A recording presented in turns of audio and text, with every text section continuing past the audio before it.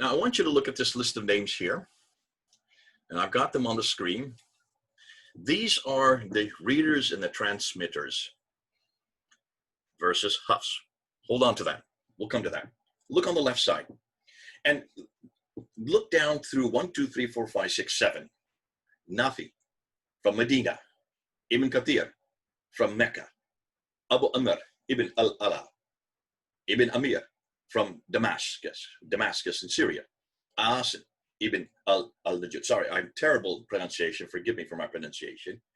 And Hamza al-Zalyat, and then al-Qisai. Now, those are the 7 that are the official readers. Those are the ones that Ibn Mujahid in 936, look at the date, 936, claimed as the official ones that existed at the time of Muhammad, which is fascinating because he's saying this in 936.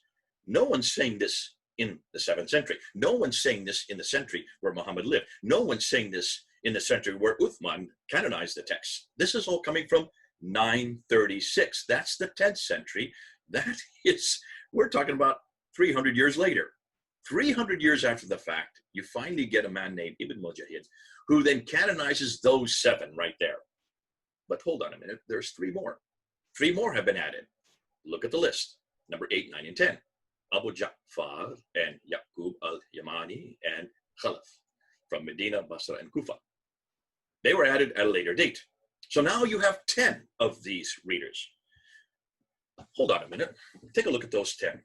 Do you see Hafs' name in those 10? The one that has been chosen today, the one that I have in my hand right here, this one, this is known as the Hafs text. Notice Hafs' name is not on any of those 10. Look at the dates of those 10. Let's go back and see what the dates are. 785, 738, 770, 736, 745, 773, 804, 748, 821, 841. So all the way from 736 all the way to 844, that's a 100-year spread. 100-year spread, but they're all in the 8th and 9th century. Not one of them is in the 7th century. Not one of them is in the 600s. Not one of them is someone who actually knew Muhammad, who actually was living and putting together their readings in the 7th century. But more than that, not one of them is Hafs. So where does this Hafs come in? Now go to the other 2 columns on the right.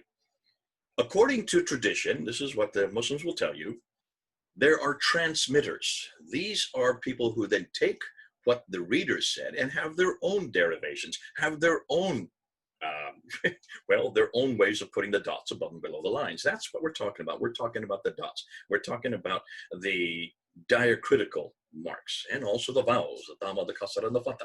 I don't know how many times I've said that this week, but you're getting it. I think you're all getting it now. But look at the names there. Qalun, Al-Bazi, Al-Duri, Hisham, Shuba, Khalaf, Al-Layth, Isa, Ibn Warad, Ruwais, Isaac. It goes on and on and on. There's 20 of them. 20 of them that are now known as official Qira'at compilers. Along the 10 that are before, these 20 come later.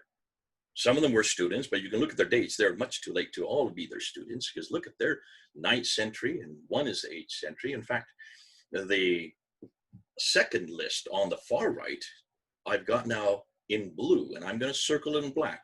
There is Hafs. Hafs. Where is he from? He's from Kufa. He is not from Medina. He is not from Mecca. He is not from the central part, the Hijaz. He is actually hundreds of miles away and hundreds of years different. In fact, he is 244 years after the death of Muhammad. You finally get Hafs, who died in 796.